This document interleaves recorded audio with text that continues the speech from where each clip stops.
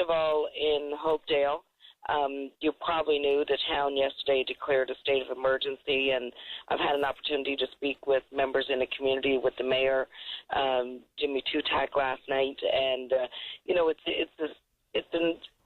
it's a terrible situation. It's apparently been going on for the last 4 to 5 years, where they've had consistent problems with the water supply in the community. And one of the problems is that the supply itself is in a reservoir.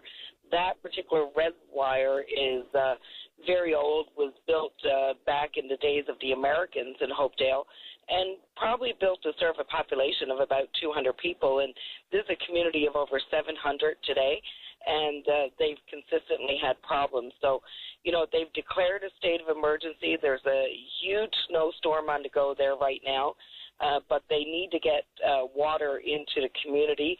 They've approached the province, so I'm hoping that the Minister for Labrador Affairs will ensure today that they can have some water airlifted in as soon as the weather clears. But the bigger picture here is that in order to fix this problem, they're looking at probably about $9 million, and that is just to deal with the emergency repairs on the system, being able to bury some of the pipe, the water pipe, deeper into the ground. As you know, it's a lot of rock there.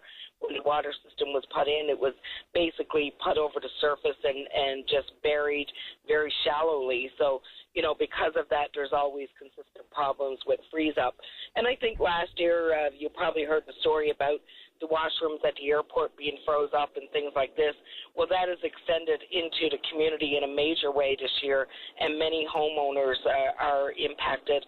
A lot of public facilities are impacted. So it's a difficult time for them to manage. And in the middle of a storm, but in addition to that, some of the coldest temperatures that we've seen, and continuing with cold temperatures in that community, it's going to be a while before they can get this problem fixed. Yeah, well, it's a very similar story in an awful lot of communities all around the province, it's really something else with all the needs that we have, to know that these water issues dominate in these small communities, and no end or fix in sight is really something else. So I don't know what's going to happen there, Yvonne, but do you want to talk about one more issue at Muskrat before we go?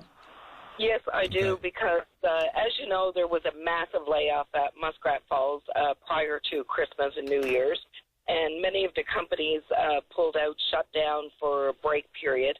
Since then, we've started seeing some hiring back in the last number of weeks. However, the protocol for hiring Labradorians, once again, is not being followed.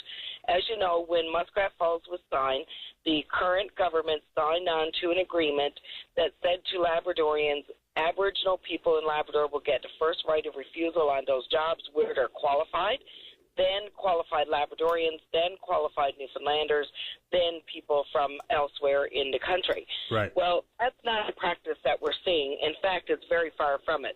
I've had situations in the last couple of weeks in particular where I've had people calling me who are laborers who worked on that project in various capacities, didn't get a call. When my office made inquiries to them to find out why they weren't being called, we were told by companies that, listen, they're on our list, we're just not hiring those laborers yet. And then the next day, of course, I have the evidence at the airport of laborers being flown in from elsewhere to take those jobs. We've seen the same thing in various other... Who flew in laborers from elsewhere, Yvonne? Are this some of the subcontractors on site? Yes, subcontractors and some of the main contractors. Okay. As you know, the main engineering company there is S&C Lavalin, which we have relatively no communication with, no contact person that we actually deal with on the ground in Labrador.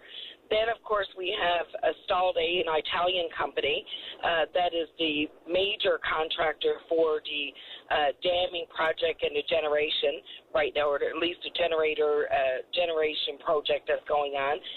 They've been there since the beginning now, and, trying to get contact with them has been very difficult, but more so than that, they're doing a lot of name hire.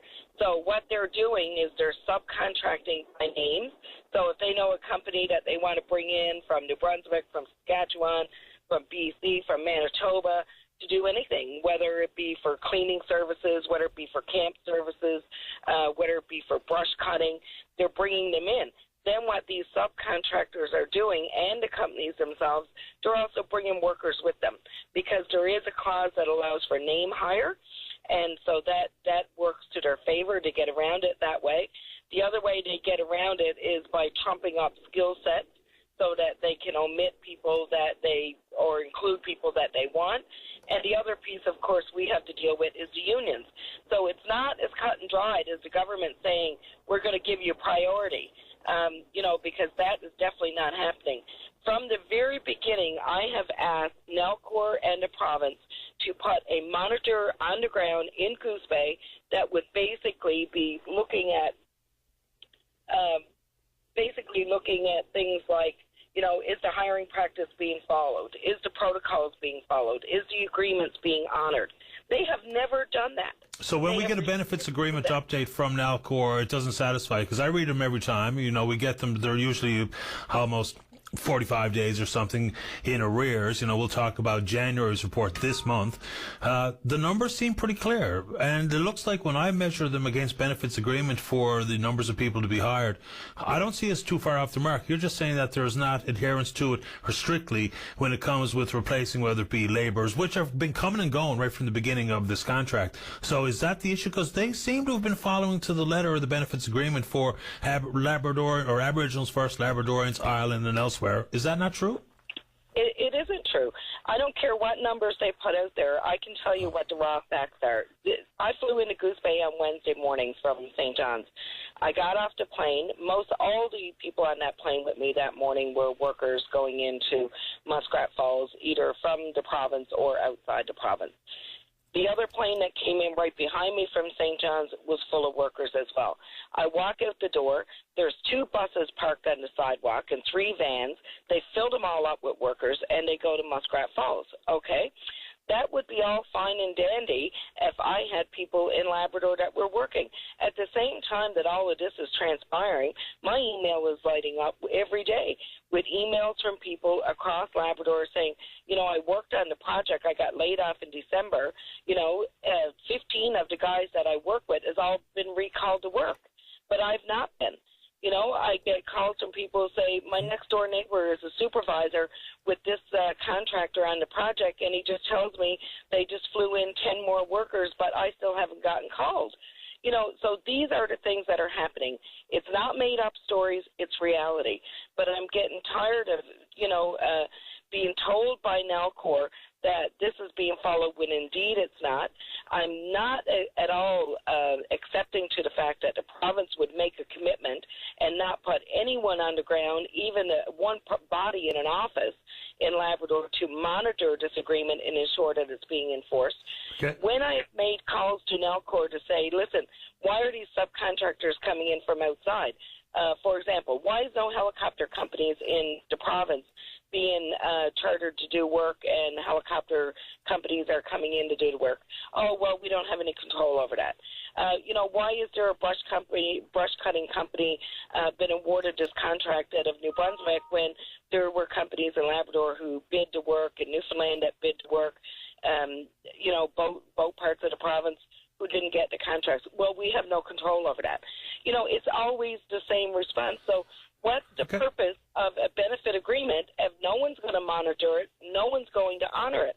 And you know something, Patty, I know I'm running this time, but I have to say this. Right now in Labrador, this is what's happening. The price of housing in Goose Bay has gone through the roof. We have no proper infrastructure in the community yet when it comes to recreation centers and all of those kinds of things. Yet across the river, there's all new facilities built to support the workers at Muskrat Falls, while residents don't have a gym to go to. We're sitting in a town where we're watching hundreds of people coming through every day and going to work, and I have people walking off the street in my office that are journey people in different trades that have worked on major projects all over the country, people who have moved home from Alberta now 2 and 3 years, who worked on all kinds of big projects for the last 20 years, who have not been able to get calls and get jobs. Do you know how frustrating that is? And I know. Look, it's the same thing with the benefits agreements in Marystown. Same thing with the benefits agreements in Valley. People don't think they're worth the paper they're printed on, and the problem is multi-layered, including the unions, which I will be happy enough to say out loud. Yvonne, simply because of the time, I got to go to the 10 o'clock news. A terrible. I know, Petty, but I got to support you on the union piece. They're a huge problem in this as well. I agree with you. Listen, stay in touch. Yeah. All right, no sweat. Thanks, Bye-bye. Yvonne. All the best. Bye-bye. Yvonne Jones, Liberal Member of Parliament, Labrador.